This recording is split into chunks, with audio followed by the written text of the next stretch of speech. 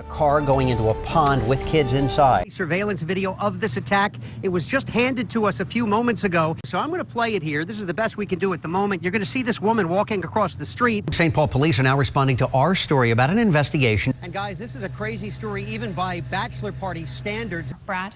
That nephew is an 11-year-old boy, very lucky to be alive. Take a look at the raging river behind me. The city of St. Paul making some changes starting tomorrow. The Wheelock Parkway Bridge and the Arlington Avenue Bridge both have to come down. For the next several months, season ticket holders will be coming here.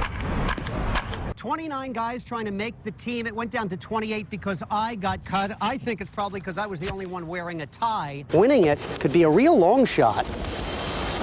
The state is installing these talking urinal deodorizer cakes, hoping to keep the drunks off of the road. Out at a bar, the women aren't talking to you, but at least the urinal is. Yeah.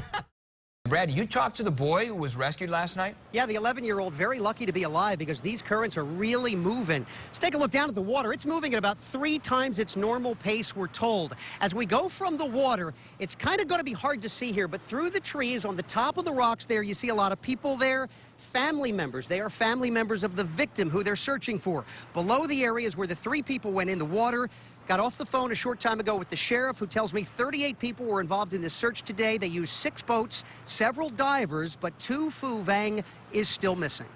An agonizing day of waiting for the family of 21-year-old Tu Fu Vang. The Coon Rapids man was fishing on the St. Croix River late Sunday afternoon with his 11-year-old nephew, Kelvin Yang, when the little boy slipped. And I didn't know it was slippery, and I stepped on the rock and I slipped and fell into the water. Tu Fu then jumped in after him. My uncle jumped in after me and tried to save me. He went in with his clothes and his shoes on, and I guess in the instant that happened, he was like, oh, shoot, I have to go save my nephew. A passerby who saw the whole thing jumped off the rocks from about 30 feet up. All 3 floated down the river, the current just too strong. That passerby was eventually able to save the little boy. There was like a bridge over there, and then I think I floated towards the bridge. Toward the bridge. Were you able to get to safety by yourself, or did that other man help you? He helped me. But there's been no sign of Tu Fu Vang. He never come back.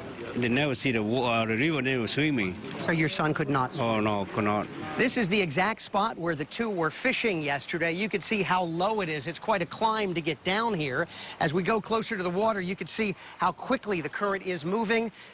Panning over to the right, family members are waiting for some news as crews on the water are continuing to search. The Water Patrol spending the entire day dredging the river, but so far, no luck. And that's our assumption. They either got caught under a underwater cavern or maybe by a log. Or I know our boats are having a hard time. We're snagging everything on the bottom of the river.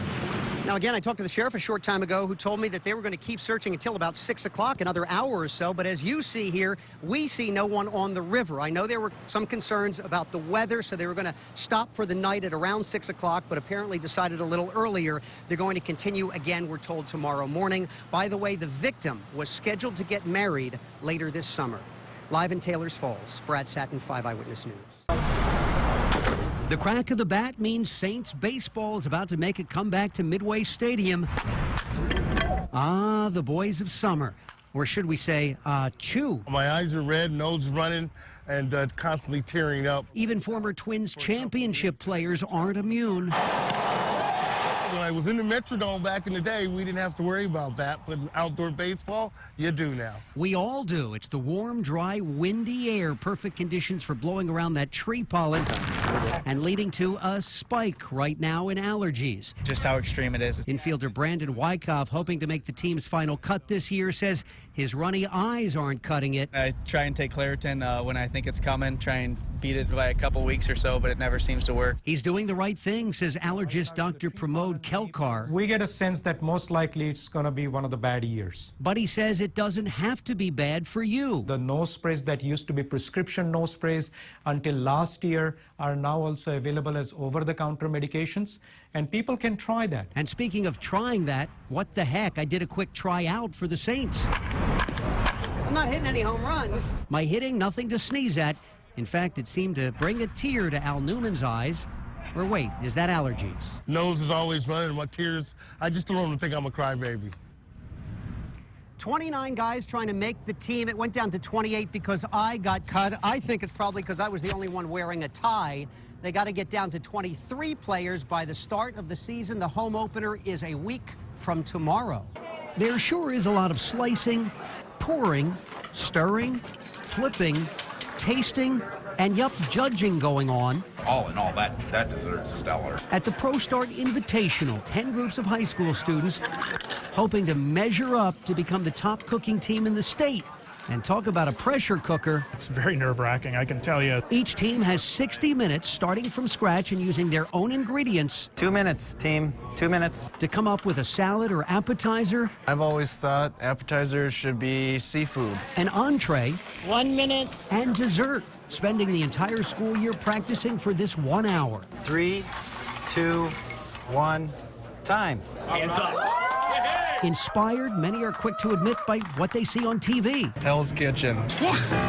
What is that? Nobody's going to do that here to these guys. Thanks to those food shows, the 18 judges are surprised what kids actually know. I have young 16, 17-year-olds coming up to me going, you know, I'd like to use truffles. Some things work. 3 of the desserts that I've seen so far I would put on my menu. Others not so much. That's my fault. Take responsibility. But what happens on these butane burners is just part of what it takes to be a chef. They're also judged on their non-cooking skills, like how's the menu look and how much for that dessert? A $15 dessert? That seems kind of high. Still, this Elk River team took the title and celebrated in style with a sandwich and Doritos. In Mounds View, Brad Sattin, 5 Eyewitness News.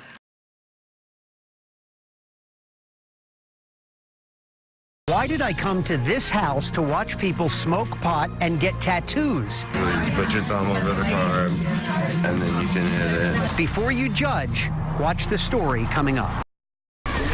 With her life jacket on, canoe in the water, and oars in hand, Amy Anderson of Bloomington is kicking off summer. Living life to the fullest, nothing has slowed down this 45-year-old soccer mom. Warm weather has always meant organizing neighborhood block parties, walking for breast cancer, spending time with family and friends. But today, it's kind of humiliating. She could hardly stand. I need to let my doctors know, and I'm trying to file for disability right now. Spending time in clinics for days on end, getting steroid infusions, trying to ease the pain that all started with a loss of feeling and trembling. It's like my whole body is shaking, but I can't see it. I woke up one morning and my legs were completely numb. I thought maybe a pinched nerve or that I slept funny. I didn't know. Doctors did. Amy woke up to discover a sudden new reality. She had multiple sclerosis. Lesions growing on her brain that could lead to a variety of physical or mental symptoms. For Amy, it was her legs, suddenly feeling like lead weights and always feeling tired. I was angry. I was really ticked off. I had young kids at home, and it was going to change everything.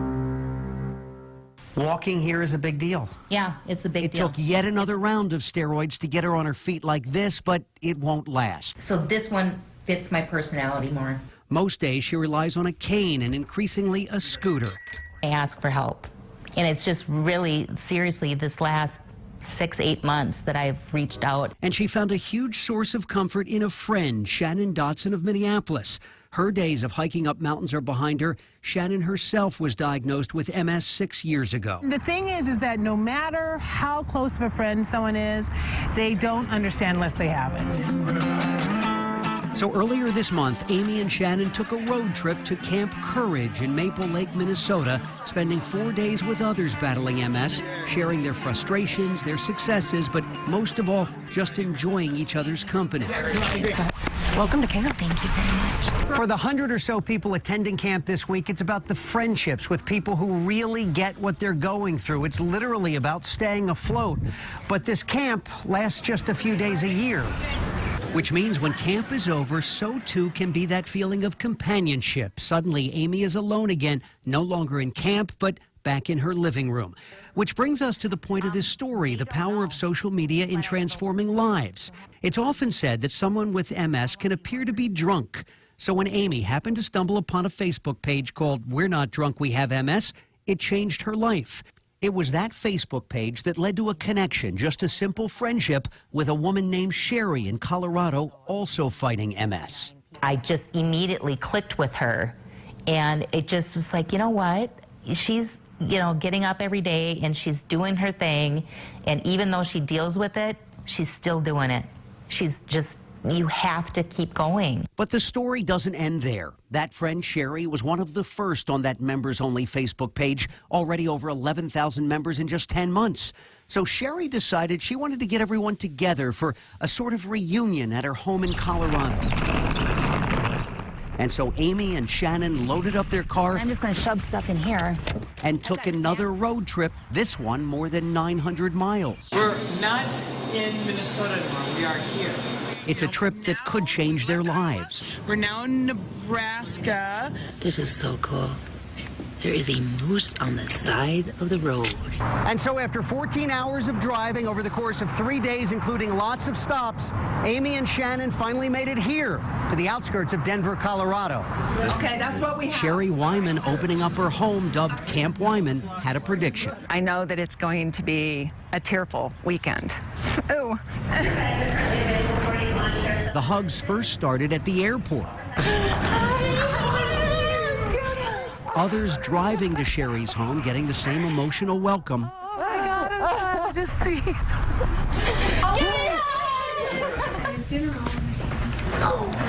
Matt Pineda came from Atlanta. I can't do this without crying, but I want to do these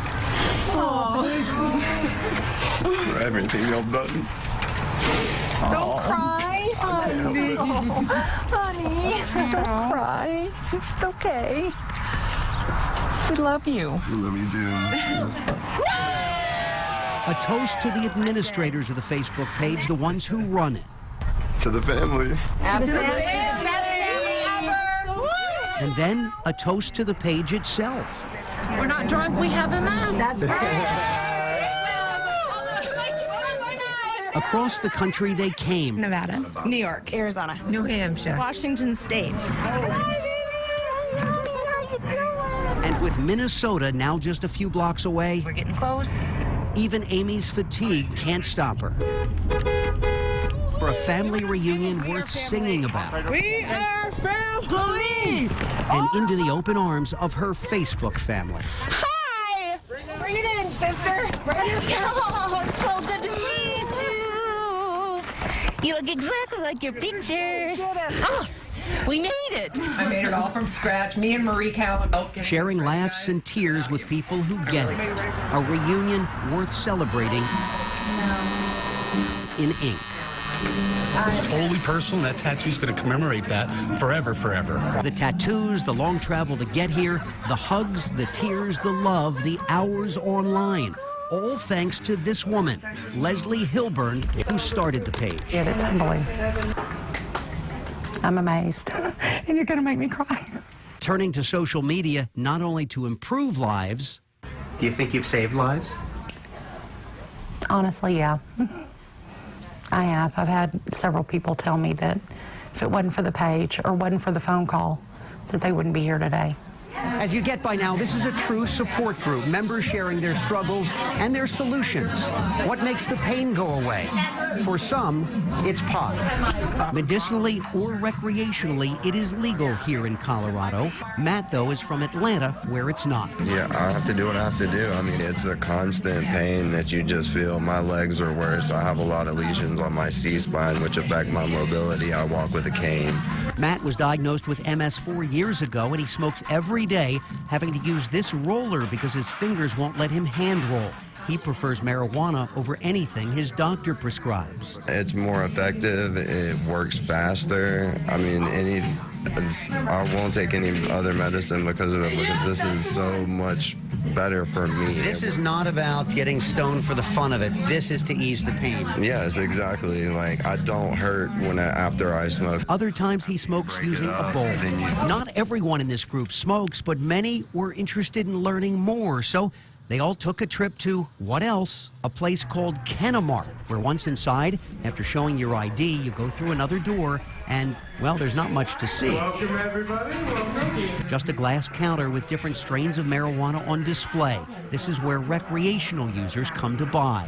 But go behind yet another door into the small room, and patients like Sherry Wyman, who has a license for medical marijuana, get theirs here. The same pot for sale, but medical patients avoid a more than 20% additional state tax. How much is an eighth of this? Eighth of the Dairy Queen? The Dairy Queen's actually going to be a $25 eighth. Okay. Yep, a strain of pot known as Dairy Queen. There's also Girl Scout cookies and other strange names. Big Widow, do you have that back here? All pot is not the same. Strains with the key compound of tetrahydrocannabinol, known as THC, will give you that traditional high, that feeling in your head of being stoned. See, what I really prescribe for multiple sclerosis is CBD. Most MS patients want relief from the pain in their bodies and choose pot with high concentrations of cannabidiol, CBD, a body relaxer. So you want the CBDs, not so much the THCs. That's correct. And these are all broken up based on what you're looking for. Correct. The woman behind the counter, she's actually called a bud tender as she tends to these buds of marijuana, says she smokes to control her diabetes. The chemical in marijuana can help my blood sugars not to spike. And marijuana here isn't just for smoking. This has 500 milligrams of THC in it. Called peach banana rings. Yes. In the form and taste of gummy rings. And on this day, $222. Sherry buying enough here to last a few weeks. For these Facebook friends, this wraps up an educational and emotional weekend, promising this isn't the end of new friendships, but just the beginning. To the family. Already planning next year's reunion in Florida. Now, if you were watching yesterday, we told you there was a little twist to the story that you wouldn't see coming. Actually, it was one that I didn't see coming. It's not often enough that we recognize the people behind the camera. In this case, my photographer, Jeff Ernwine, is here with me. We were in Colorado together. You were carrying the camera, the tripod, the microphone, all the heavy stuff. And midway through this story, you told me something. And that was? I have MS. And you utilize this Facebook page. Yes, I do. How has this page changed your life? It's great because, like they said in part one, it's one of those diseases where unless you have it, you can't explain it. Your best friend can know you all their life, but they don't really know what you're going through. And it was tough for you to tell me and those at the station. Most folks don't know here at the station about this. But this page helped you. This page helped me. I was able to talk to people who deal with it, who have it, and who suffer from it. There's just such a stigma attached to with it that, you know, oh, you have MS, well, let's give you light duty, let's give you light everything to do. No. We had anything but light duty in Colorado because, of course, I wasn't aware. But you're feeling good? Oh, feeling fine. Good. All right, great story. Thank you. Nicely shot. Thanks, Brad. Welcome back. As you know, for about an hour and a half now, we've been following this breaking news coming out of St. Louis Park, a car going into a pond with kids inside. We do have team coverage inside. Are we hearing anything about the conditions of the three we know, at least three, that were taken to the hospital? We don't know. We are continuing to follow some breaking news out of St. Louis Park. This for about 2.5 hours now. A car went into a pond with children inside. We know a mother and 5 children were inside the vehicle at the time when this happened, around 6 o'clock this morning. We understand that CPR was performed on them when they were brought out. We don't know the condition of the 5 children. We have crews standing by for a news conference from St. Louis Park that is expected to happen at 9 o'clock in about 35 minutes. We'll continue to update you as we get more information. Well, helping when it is needed the most. Some local volunteers with the Salvation Army about to hit the road. And right now they are heading. Law enforcement and community leaders are teaming up today looking for ways to try to stop young Somali men in our area from being recruited by terrorists. Now, the threat involves the al-Qaeda-linked terror group Al-Shabaab. Panel is going to be holding a seminar in Bloomington today to examine how local men are being recruited, what can be done to stop it, and the lessons learned following that shopping mall attack in Kenya back in September. Al-Shabaab is claiming responsibility for that 4-day siege that killed 67 people. The FBI is looking into some evidence that trained terrorists are doing their prep work right here in the U.S. Take a look at this FBI surveillance video of an admitted al-Qaeda terrorist who already killed American soldiers in Iraq. But this video was taken not overseas, but in Bowling Green, Kentucky. Authorities saying he is one of 2 al-Qaeda members who were able to come into the U.S. because of a flawed system of background checks that didn't pick up their terrorist pasts. The system failed here in the first place. The two men in Kentucky were recently arrested when one of the men's fingerprints was found on a bomb planted in Iraq back in 2005. The U.S. has a storage warehouse of tens of thousands of other unexploded bombs that were confiscated over the years. Experts are now examining those bombs, hoping to match more fingerprints. Some new details this morning about that shooting that happened at the Los Angeles airport recently that killed a TSA agent. Coroner's report now says that Gerardo Hernandez died within 5 minutes of being shot. Investigators were looking into whether paramedics could have possibly saved him had they gotten to him faster. It took first responders 33 minutes to get him into an ambulance and on his way to the hospital. More details about his death are expected to be released in the next couple of days. It's the release of the city's 97 sampler, one of the few CDs nationwide people will wait in line for. Lots of them already are lining up at this Target. This is in Edina. Got the bands playing, music going. The doors, though, are still locked. There are only 40,000 copies available. They cost $33. There are 33 songs on 2 discs this year. It's the 25th volume of the CD, featuring artists like Capital Cities and Matt Hires. CDs go on sale at 8 o'clock this morning, so in about an hour and 45 minutes. As always, the proceeds go to charity.